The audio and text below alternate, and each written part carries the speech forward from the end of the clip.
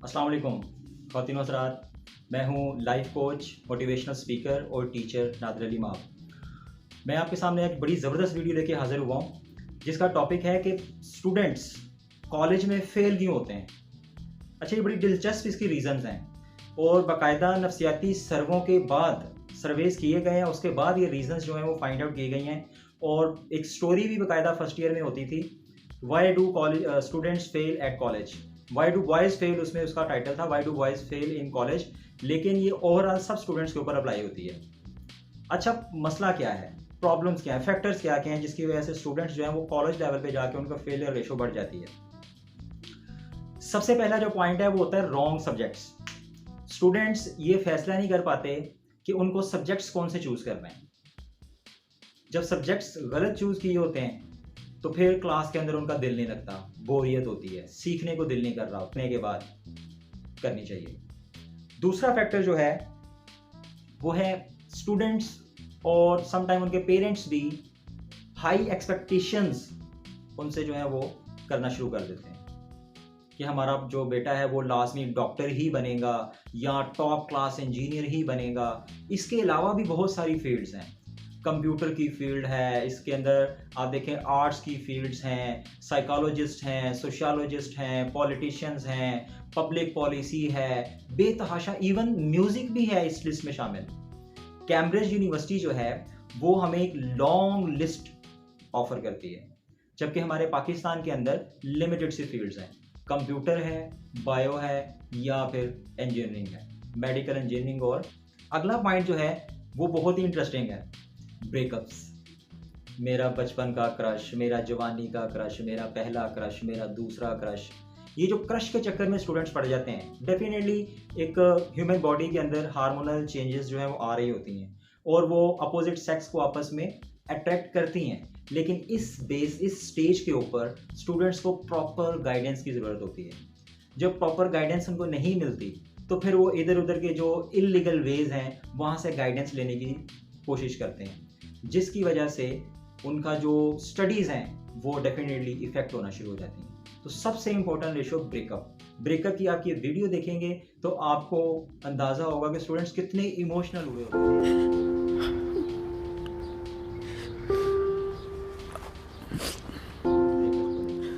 इन चीज़ों को अगर कंट्रोल कर लिया जाए, स्टूडेंट्स को प्रॉपर गाइडलाइन दे दी जाए कि आपने ड्रॉप आउट से कैसे बचना है, प्रॉपर क्लासेस अटेंड करनी है, आपने एक्सपेक्टेशंस जो हैं वो अपने एप्टीट्यूड के मुताबिक, अपनी मेहनत के मुताबिक रखनी है, और स्टूडेंट्स को ये समझाया जाए कि आपने कॉलेजेस के अंदर जो सब्जेक्ट्स हैं वो बड़ी प्लानिंग के साथ सिलेक्ट करने हैं, अपने ट्रेंड के मुताबिक सिलेक्ट करने हैं, अपनी कैपेबिलिटी के मुताबिक सिलेक्ट करने हैं, अपने रुझान के मुताबिक सिलेक्ट करने हैं।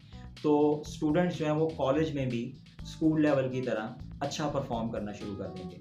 स्कूल लेवल का मैं बार बार इसलिए जिक्र कर रहा हूँ कि ये ज़्यादातर उन स्टूडेंट्स के साथ ही मसला आता है जो स्कूल में बहुत अच्छा परफॉर्म कर रहे हैं, लेकिन कॉलेज में जाते ही एकदम से उनकी जो परफॉर्मेंस है वो गिर जाती है। अब चूँकि मैं एक स्कूल टीचर हूँ तो मेरा एक ये भी तजर्बा है कि जो मिडल से मैट्रिक में आते हैं स्टूडेंट या ओ लेवल्स में आते हैं, उनकी भी 9th क्लास में एकदम से जो रिजल्ट है वो गिरता है। उसकी वजह क्या है? सब्जेक्ट्स चेंज होते हैं, सब्जेक्ट सिलेक्शन के ऊपर प्रॉब्लम होती है, फिर एक्सपेक्टेशंस होती हैं पेरेंट्स की, पीयर ग्रुप की, फ्रेंड्स का प्रेशर होता है। तो ये सारी चीज़ें जो है मिल मिला के रिजल्ट को इफेक्ट करती हैं। तो स्टूडेंट्स को प्रॉपर तरीके से अगर गाइड किया जाए तो डेफिनेटली उनके रिजल्ट स्कूल्स में भी, कॉलेजेस में भी और यूनिवर्सिटीज़ में भी आला आएंगे। और इसके साथ साथ जो बहुत ज़रूरी चीज़ है वो उनकी करैक्टर बिल्डिंग है। करैक्टर बिल्डिंग के लिए दो जो सेक्टर्स हैं, दो जो सेगमेंट्स हैं वो स्टूडेंट्स की हेल्प करते हैं। नंबर 1, टीचर्स अपने करैक्टर से जो कुछ टीचर्स करते हैं, स्टूडेंट्स जो कुछ टीचर्स को करते, बोलते, सुनते, देखते हैं, उसी तरह से जो स्टूडेंट्स हैं वो बिहेव करते हैं। इसको बोलते हैं लर्नेड बिहेवियर।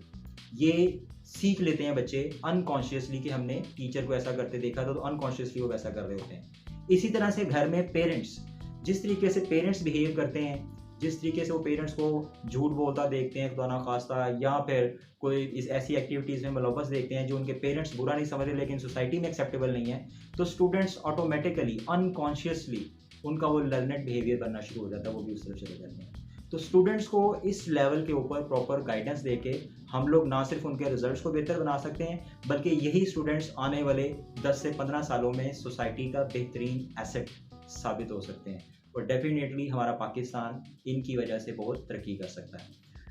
आप लोग इस वीडियो को देखने के बाद शेयर भी ज़रूर कीजिएगा, सब्सक्राइब भी कीजिएगा और बेल आइकन को, नोटिफिकेशन वाले बेल आइकन को भी क्लिक कीजिएगा ताकि मज़ीद अच्छी वीडियोस के आपको आप तक पहुंचाई जाती रहें।